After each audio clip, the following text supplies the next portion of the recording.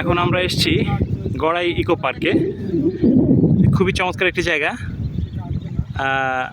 আসলে চোখে না দেখলে বোঝানোটা খুব মুশকিল হয়ে পড়ে।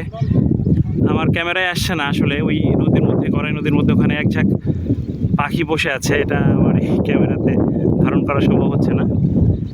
এই যে আমরা এসেছি, আমরা মোট 5 জন এসেছি।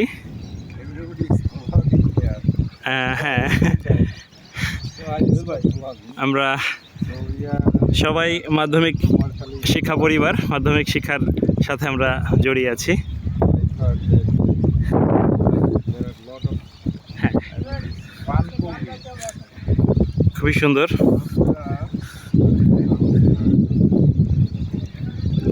অসাধারণ, এটা সৌন্দর্য বোঝানো যাবে না।